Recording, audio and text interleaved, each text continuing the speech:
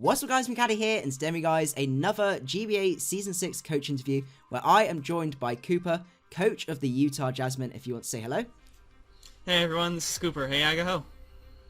And what we're going to be doing is running through 3 different sections for these questions. We've got, first of all, a little bit about Kooper to know, a bit more about him as a coach. Then we've got a bit about his relationship with the GBA, and then finally a very fun little lightning round. So what we'll do is we'll run straight off into phase 1, which is getting to know a little bit more about Kooper as a coach. So, what is your first Pokemon experience? Wow. I don't think I recall like the specific time. Like I assume this would be like oh, I saw my friends playing at school. I know I started with Blue on a Game Boy Color that I got for like my 10th birthday. So there was that, and then I don't remember if that was before or after the card game. I got, what was it called? Blackout. Yes, the broken theme deck with Hitmonchan for the TCG. I don't know which one of those came first, but those are the first 2 exposures into both media. So. And then how? Of course, I started with Squirtle, so obviously okay. Turtle. And how long have you been playing competitively?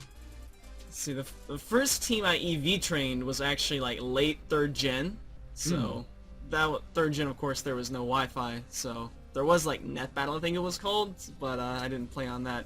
So, I guess since like early 4th gen, when stuff wasn't exactly IV bred, but it was at least EV trained, so I was competent. Yeah. So, pretty much 4th gen.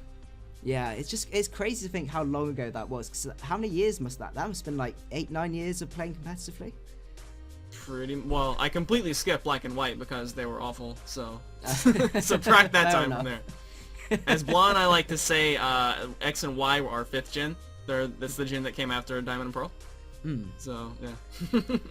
So do you play in any tiers or any other formats outside of the draft format? I don't think I've ever actually played an intentional tier of like UU or below. During most of 4th gen, I just did what I call standard, so it's like, sure, I bring some OU things, I bring some UU things, basically mixed tier, except like not with strict requirements. Yeah. Just kind of whatever I felt like bringing at the moment, without being overly serious about it. But as far as like yeah, only UU or below, only NU or whatever these other new tiers are now, I don't even know.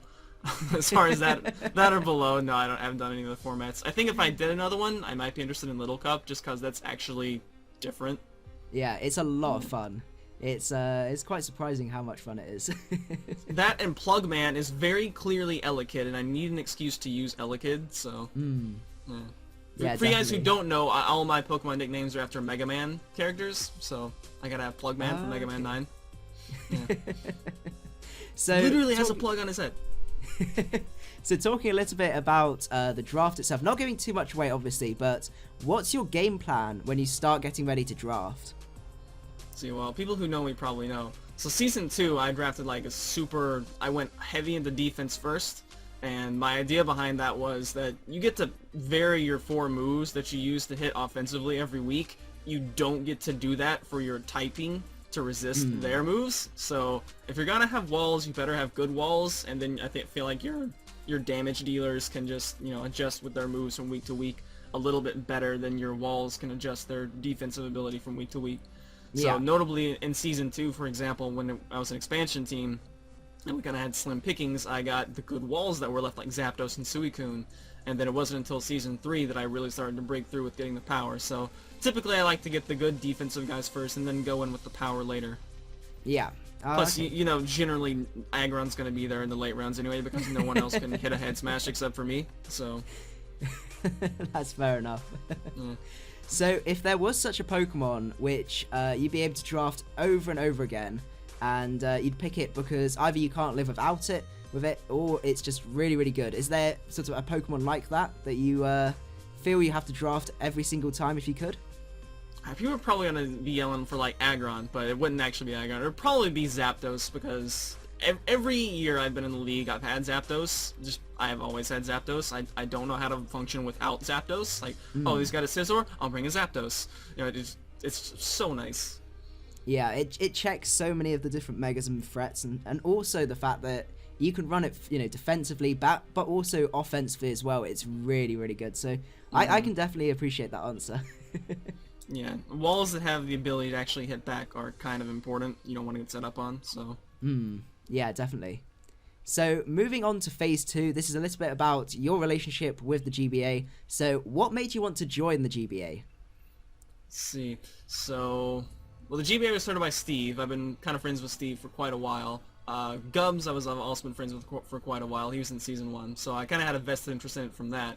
I think originally, so we basically Nick and myself kind of got in from that. So we were on.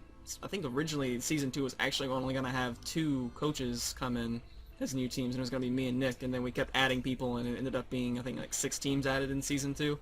So. Yeah, basically it was just, a lot of my friends are in this. Before we had done, in the community that Nick, Gubbs, and I come from, we did it wasn't a full-fledged GBA, but this was like, I forget what year it was. It was summer, it was some year before the GBA started.